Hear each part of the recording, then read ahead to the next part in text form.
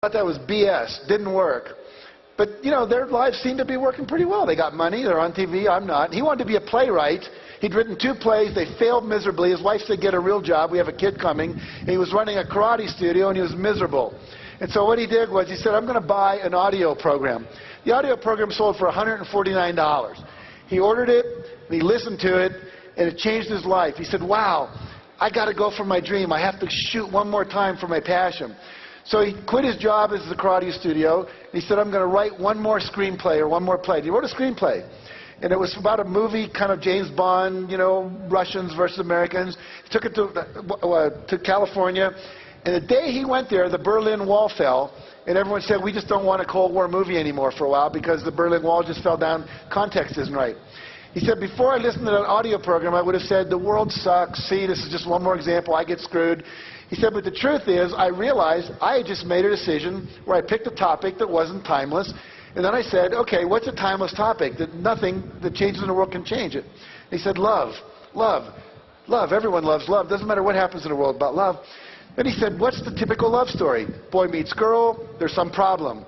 You know, Romeo and Juliet, 2 different warring families, can't get together.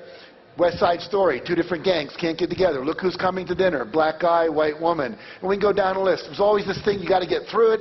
Finally, they get together, end of story, everyone's happy. He said, what if I do something totally different? What if they don't meet until the last scene of the movie? That's never been done. So he wrote a little screenplay called Sleepless in Seattle. And that screenplay earned him $500,000. And now every screenplay he writes is worth $1 million. Because he's now a Class A, you know, top-tier screenwriter in L.A.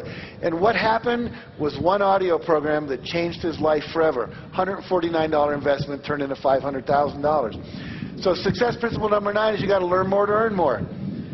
Rhonda Byrne, who did The Secret, her life was miserable. Her daughter came to her and gave her a book. It was called The Science of Getting Rich by Wallace Wattles. How many of you have read that book?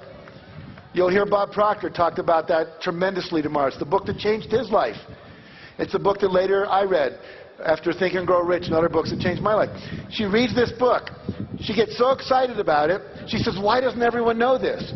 She goes out and she spends, I think she bought 300 books over the course of about 4 months. She read 300 books on law of attraction, science of success. Her investment was probably close to $1,000. Maybe more, a couple thousand, $3,000. Now she goes and she makes a movie called The Secret, and what happens is that movie costs $3 million to make. They've sold over 3 million copies. They've made $90 million based on her willingness to become a student, to learn more, and as a result of that, a producer who was, you know, okay in Australia, now has a home about a block from Oprah, is working on a second movie, is working with Harpo Productions to create a reality show on The Secret, because she was willing to invest in her growth. Here's somebody who read my book. Look at all the little tabs in there. They've studied it more than I did. It's amazing. We've talked about a couple of principles of success. It's just the tip of the iceberg. So, final story. Woman calls her minister. Says, Reverend Jim, I just came back from the hospital and they've diagnosed me with terminal cancer. I wonder if you could come over this afternoon. He says, sure, of course, Aunt Hattie, I'll come over. Goes over to her house. He tries to comfort her. She says, don't comfort me. I'm fine. I don't understand healing. I just want to plan my funeral. Would you help me plan my funeral? And he says, of course, I'll help you plan your funeral. She says, I want to be buried in this dress. I want this hymn sung. I want these kind of flowers. I want a memory card that you give to all the people that came.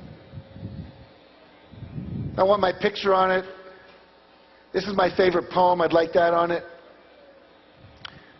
And she went on all the things she wanted. And then she said, I want to be buried with my family Bible in my left hand and a fork in my right hand. He says, well, I understand the Bible, and Hattie, you're a very religious person, but why the fork?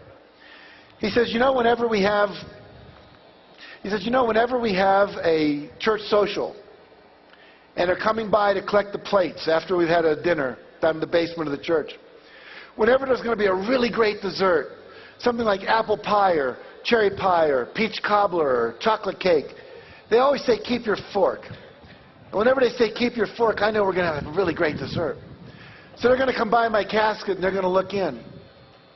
And they're going to go, Reverend Jim, I understand the Bible. Aunt Hattie was very religious, but why the fork? Just look him in the eye and say, Aunt Hattie knew the best was still yet to come. And so for all of you, if you take these principles that you're learning here from all the different teachers, not just mine, but all of them, this whole 3 days becomes like a total gestalt. Everything I would have said that I didn't, someone else is going to say. You're going to get the full package. But if you'll go back and put them into practice, and if you take the things I have, and if they're attracted to you, or you're attracted to them, put them into practice. Do the work. Because there is some time to put in. And if it feels good and it's fun, continue to do it. If it's not, don't.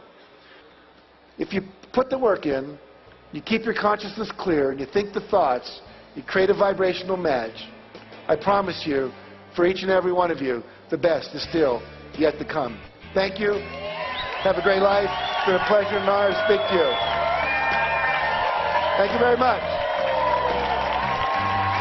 You did.